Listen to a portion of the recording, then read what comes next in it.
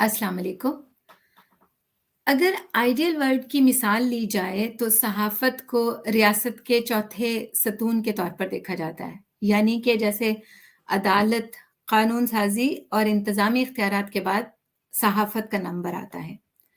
पाकिस्तान में ये सतून कब अपनी असल जगह से हिलना शुरू हुआ और जो लोग पाकिस्तान में सहाफ़त करते हैं, उनको क्या मुश्किलात पेश आती हैं, तो इस मौज़ू पर आज हम बात करेंगे और बात करने के लिए हमारे साथ मौजूद हैं मारूफ एंकर पर्सन हैं, सहाफ़ी हैं, साबिर शाकिर साहब। साबिर शाकिर साहब, बहुत शुक्रिया आपने वक़्त दिया। जी, बहुत शुक्रिया। साबिर आपका भी शाकिर साहब बहुत-बहुत थैंक यू आपने टाइम दिया। सबसे पहले मैं अगर और सवालों से जाने से पहले आपसे ये पूछना चाहूँगी कि आप कैसे हैं?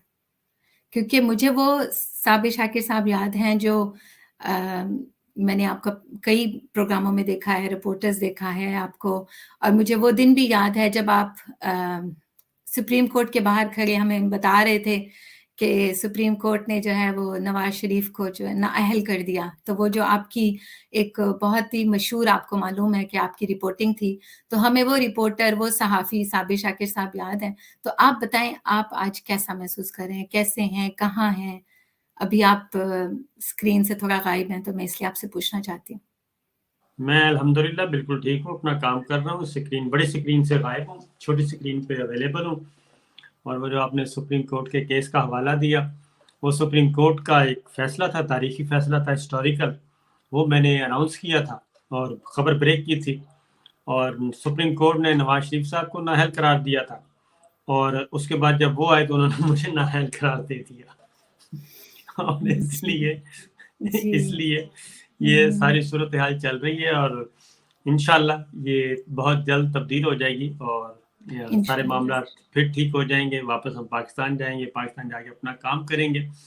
लेकिन इंशाअल्लाह। अच्छा हाँ, ये एक्सपीरियंस भी एक नया एक्सपीरियंस है और ज़िंदगी में मुश्किलात आती रहती हैं, तो उनमें से बिल्कुल। मुश्किलात में से एक मुश्किल है, जो कि हम आहिस्ता-आहिस्ता पूरी कर रहे हैं। जी, बिल्कुल और मुझे खुशी है कि आपने मुस्कुराते हुए ज़ाहिर है कि एक दुःख का जो है वो आपने उसको बहुत मुस्कुरा के बयान भी किया है और झेल भी रहे हैं। तो आप मुझे बताएँ कि एक सहाफ़ी को पाकिस्तान में सहाफ़त करते हुए क्या मुश्किलात पेश आती हैं? आपको क्यों मुल्क छोड़ना पड़ा?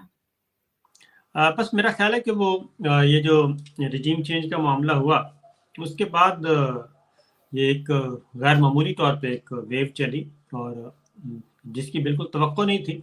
उसकी रीज़न है कि हुकूमतें चेंज होती रहती हैं, पॉलिटिकल सिचुएशन चलती रहती है, लोग आते हैं, जाते हैं। 2000 तकरीबन मैं 1990 से इस फ़ील्ड में हूँ, तो कभी भी ऐसा नहीं हुआ। बहुत सारी हुकूमतें तब्दील हुईं, बहुत सारी हुकूमतें आईं, लेकिन ये पहली दफ़ा हमने देखा कि एक हुकूमत तब्दील हुई और उसके बाद पूरे मुल्क में ही एक वो मैं कहता हूँ कि क़यामत सुग़रा अज़ाब नाज़िल हुआ और वो सबसे ज़्यादा मीडिया पे एक क्रैकडाउन किया गया और ख़ास तौर पे मैं कहूँगा कि 29 नवंबर से पहले बहुत ज़्यादा 29 नवंबर तक ये सिलसिला उरूज पे था अपने और पता नहीं ये गवर्नमेंट को क्या सूझी और गवर्नमेंट के साथ जो जाने वाले साहब हैं उनको क्या सूझी कि सबसे ज़्यादा जो क्रैकडाउन है वो मीडिया पे किया गया और फिर उसके बाद दूसरे नंबर पे अपोज़िशन, पहले नंबर पे अगर आप देखें तो मीडिया को टारगेट किया गया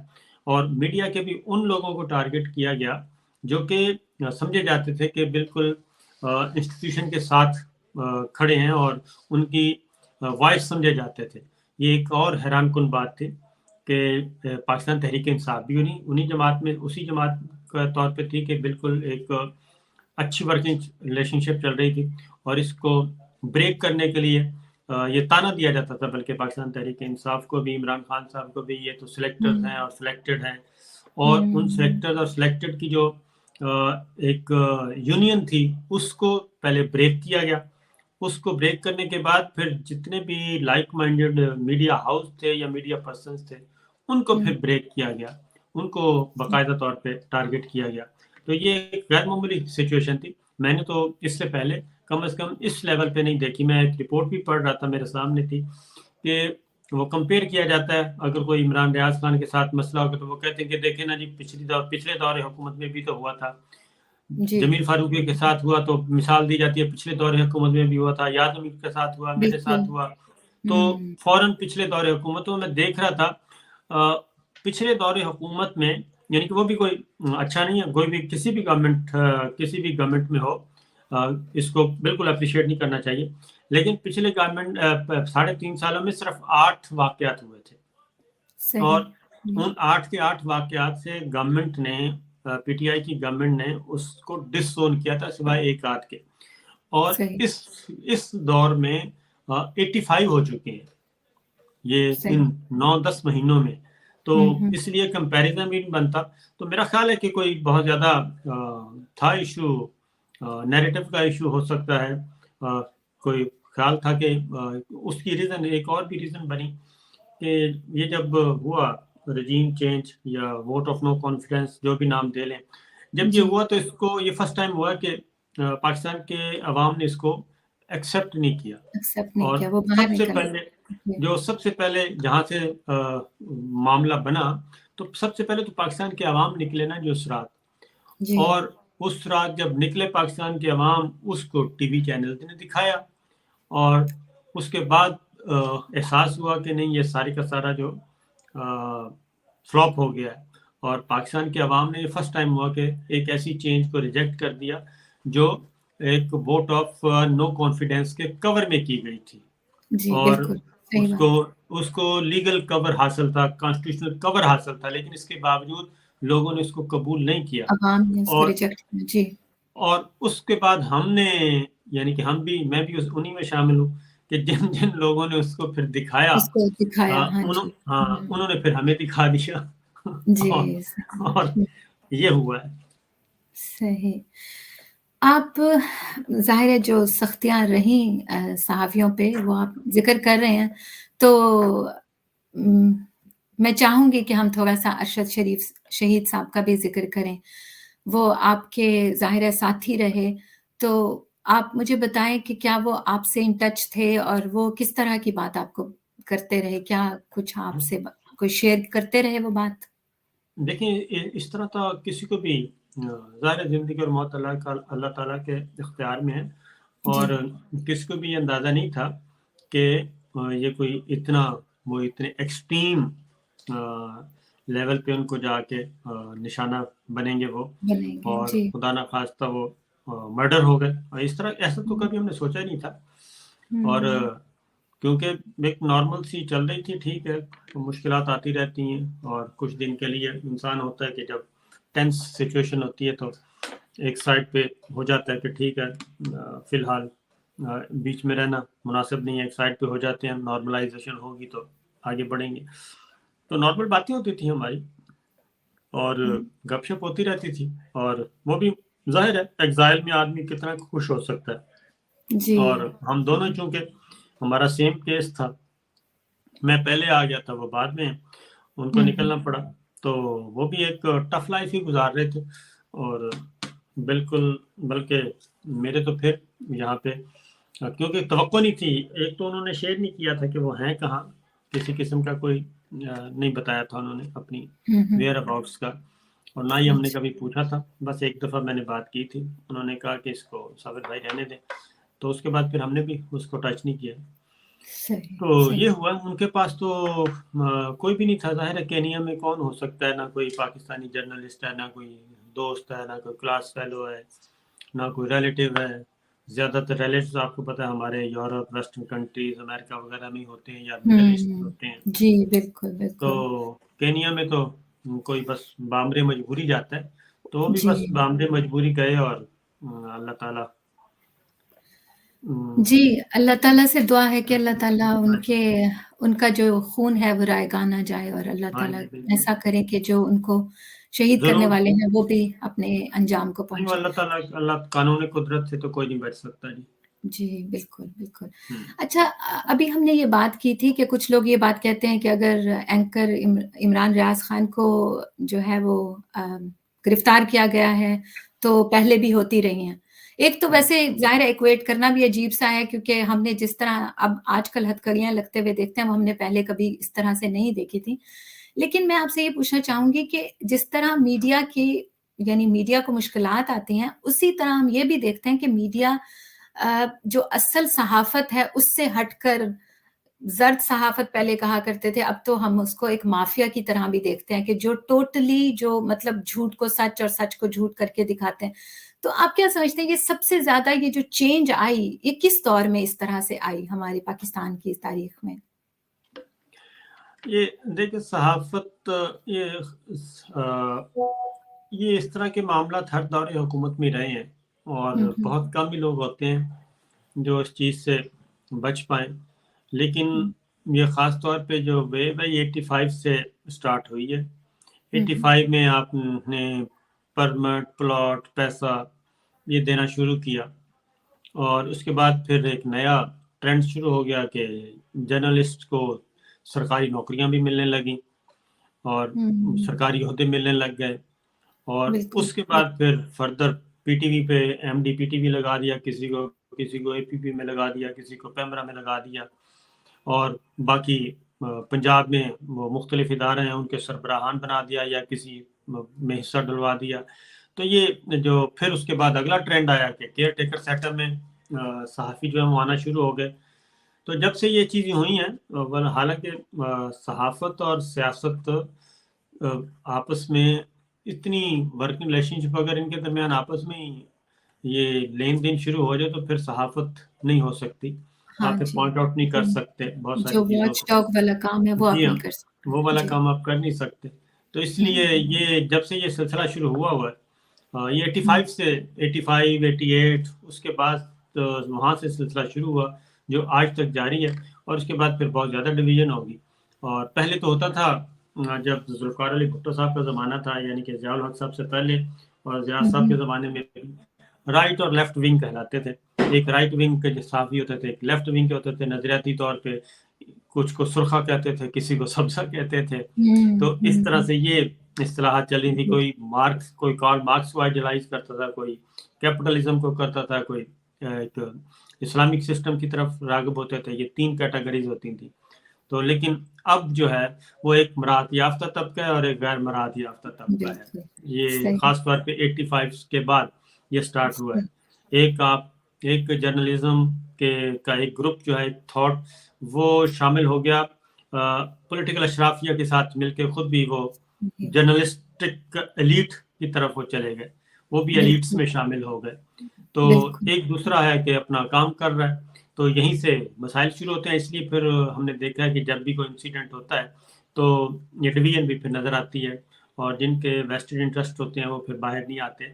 वो बस मॉरल सपोर्ट की हद तक ही रखते हैं और मॉरल सपोर्ट के बाद भी फिर निकल जाते हैं।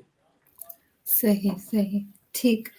अच्छा आपने कहा था कि इंशाल्लाह चीज़ें ठीक हो रही हैं, तो कुछ आपका इरादा है वापस पाकिस्तान आने का जल्दी या अभी नहीं, कुछ नहीं लगेगा? इंशाल्लाह मैंने वापस ही आना है पाकिस्तान और कहाँ जाना है हमने।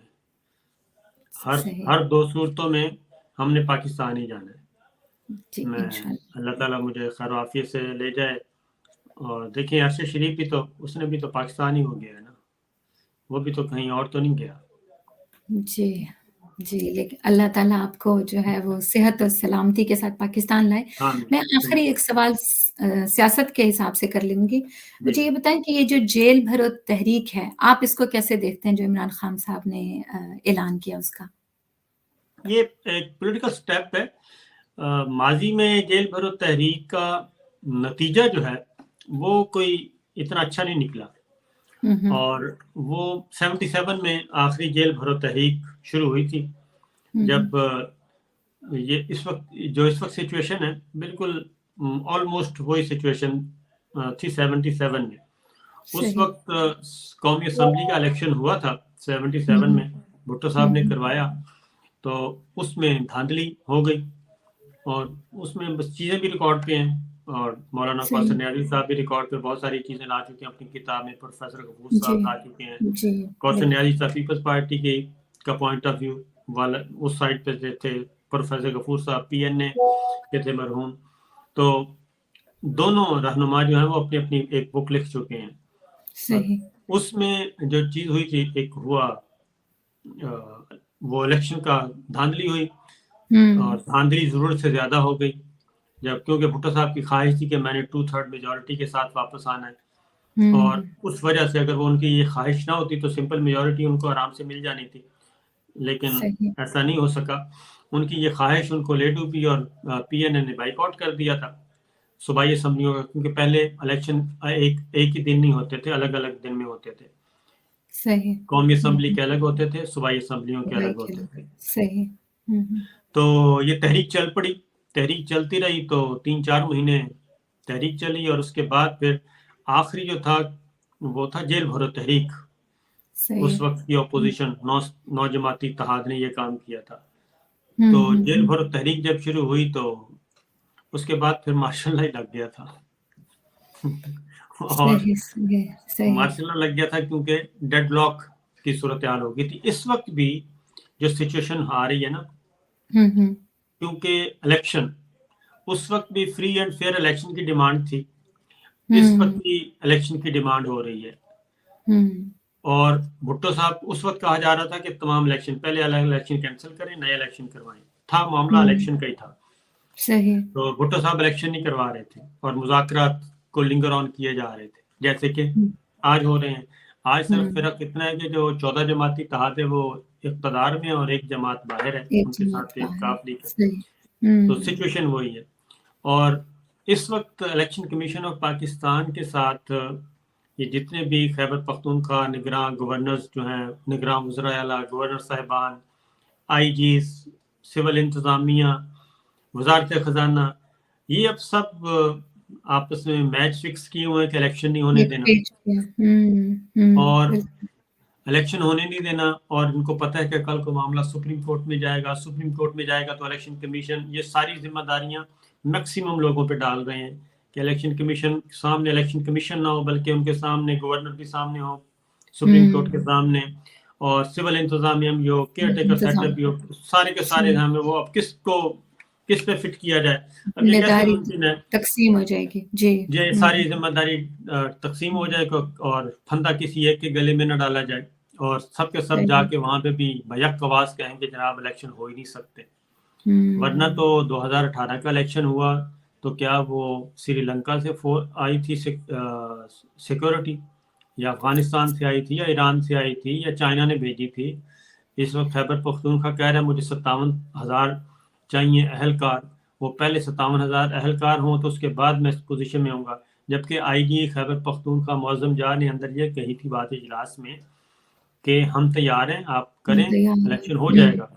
उन्होंने बाहर हम्म। आके मीडिया में ये बात भी की थी कि हमने अंदर ये बात की है। उसको फिर वापस बुलाया गया, उन- डांट-डपट दिया गया और जो डिक्लेरेशन हम्म। जारी किया गया वो बिल्कुल गलत। आज उसको भी हम्म। तब्दील कर दिया है, उनको तब्दील मुअज़्ज़म कर जाह को दिया, भी। हाँ जी, बिल्कुल। तो इसी तरीके से वरना अब आईजी पंजाब और चीफ सेक्रेटरी पंजाब आते हैं, वो कहते हैं मुझे 3 लाख फोर्स चाहिए कम से कम, पहले वो भर्ती करें। तो हम्म। ये ये बातें कि ना नौमन तेल होगा ना राधा नाचेगी, तो राधा के नाचने का कोई प्रोग्राम है नहीं, मूड है नहीं और इसलिए सारे मिलकर वज़ारत ख़ज़ाना कहती है कि हम पैसे नहीं दे सकते। इनको पैसे नहीं दे सकते लेकिन 87 बिलियन जो है वो तरक्याती फंड्स के नाम पे एमएनएस को दिए जा सकते हैं। बिल्कुल, बिल्कुल। और फाइनेंस वो कहते हैं खजाना खाली है लेकिन काबीना जो है वो सेंचुरी के करीब होने वाली है, उसको सही बात है। कुछ नहीं कर रहे। सबसे तो बड़ी ये काबीना। सारे मामला चल रहे हैं। जी, सही बात है, लेकिन एक बात है कि मैं ये कहूँगी कि इस दफ़ा सामने इमरान खान है। इमरान खान जो है वो कमिटमेंट का, अपनी उसका पैशन का और अपनी जो कन्विक्शन है उसका पक्का है। देखते हैं, वैसे तो कहते हैं ना कि एक प्लान ये करते हैं और एक अल्लाह ताला प्लान करते हैं। देखते हैं कि क्या देखिए होता है। इस वक्त पॉसिबल नहीं है क्योंकि इलेक्शन पोस्टपोन करने के लिए जितनी भी ये कोशिश कर लें वो मुमकिन नज़र नहीं आ हुँ, रहा और हुँ, इसीलिए आज सुप्रीम कोर्ट ऑफ पाकिस्तान ने भी तवज्जो दिलाई है चीफ जस्टिस साहब ने कि जी। उनको शौक नहीं है सुप्रीम कोर्ट ऑफ पाकिस्तान को कि वो सो मोटो नोटिस ले, लेकिन जब हुँ, कोई क्राइसिस पैदा होता है तो फिर सुप्रीम कोर्ट को आना पड़ता है।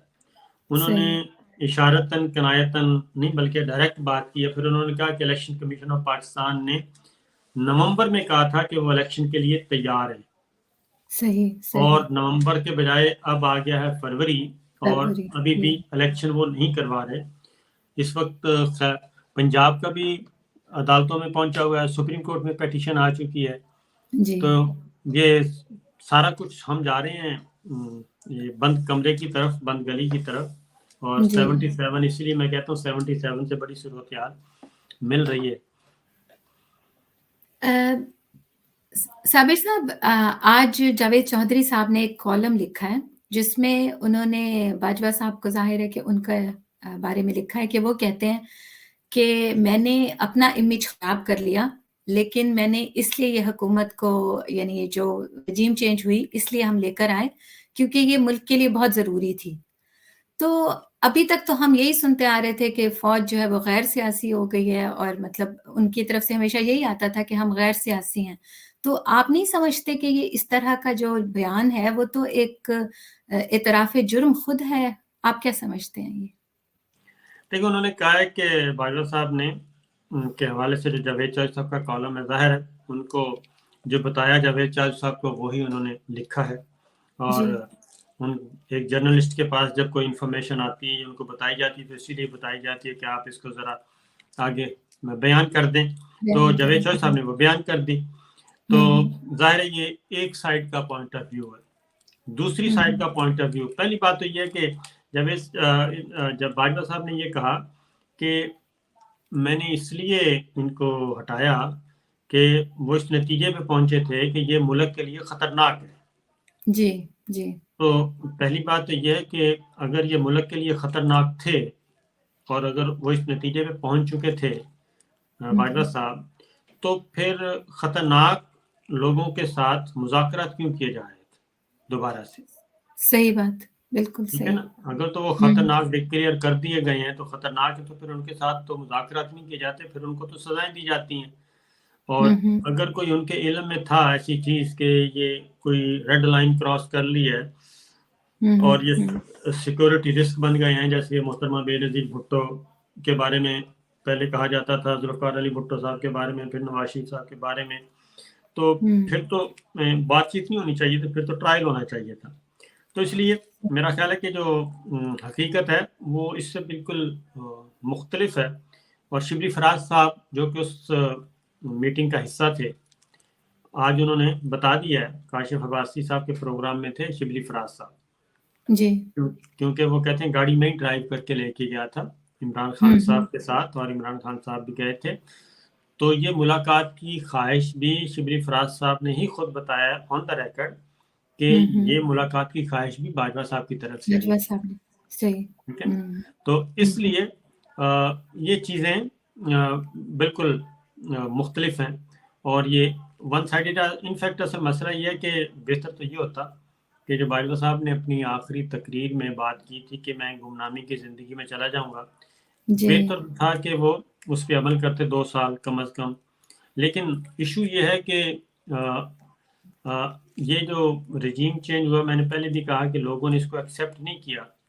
जी, उसकी वजह से अवाम के अ, प्रेशर की वज़ह से। उसकी हुँ, अवामी प्रेशर है, और दूसरा एक नॉर्मल लाइफ आप गुजार नहीं सकते जी। बाहर, क्योंकि हुँ, लोग लोग समझते हैं कि उनके साथ ज्यादती की गई है, बिल्कुल। और एक हुँ, अनवांटेड तरीके से अनऑर्गेनिकली ये काम किया गया है। तो आई थिंक सही। अगर खामोश रहें तो ज़्यादा बेहतर है, वरना दूसरी साइड के फिर एक काउंटर नैरेटिव आएगा, दूसरा आप जवाब, गज़ल जवाब, या गज़ल शिकवा जवाब शिकवा। तो बिल्कुल। हकीकत ये नहीं है, क्योंकि मुज़ाकरात तो ये बात मुलाकातें जो हो रही थी, ये एक्सटेंशन के लिए हो रही थी। सही, सही। आप और समझते हैं जी हाँ, हुँ। ये और इसको मेरे अलावा कामरान खान साहब का आपने एक इंटरव्यू देखा होगा, जो जी। इमरान खान साहब थे। कामरान साहब हुँ। ने इमरान खान साहब का एक इंटरव्यू किया था। हाँ जी, एक हाँ जी। इंटरव्यू किया था तो वो एयर नहीं हो सका था, जी, जी, और बिल्कुल। उसके बाद फिर एक और इंटरव्यू किया, वो पूरे का पूरा जी, एयर हो गया था। वो हाँ, इंटरव्यू हुआ था इस मुलाकात के बाद। सही, सही। जिसमें उन्होंने इस वो मुला जी, जिसमें उन्होंने पूरी कोशिश ये की थी कि वो उनसे ये कोशिश की थी कि हुँ। किसी भी तरीके से इमरान खान साहब एक्सटेंशन को सपोर्ट एक्सटेंशन करें सही, ओपनली। सही। उन्होंने हुँ, ओपनली तो नहीं की थी, उन्होंने वाया मीडिया की बात की थी और इन फैक्ट वो यही था, उस इंटरव्यू के उस मुलाकात के बाद इंटरव्यू का मकसद ही ये था कि खान साहब के माइंड को रीड किया जा सके और क्या सही। खान साहब ये काम करेंगे या नहीं करेंगे। सही, सही, ये सही, था सही। इनफैक्ट, और भी हुँ, बहुत सारी चीज़ें हैं, वो इंशाल्लाह फिर कभी किसी वक़्त आपको जी, बताएँगे, काफ़ी कुछ जी, है। ठीक है। थैंक यू नहीं बहुत शुक्रिया आपने वक़्त दिया और अपने ख़यालात का इज़हार किया। तो इंशाअल्लाह आज के लिए इतना ही। Thank you. अल्लाह हाफ़िज़।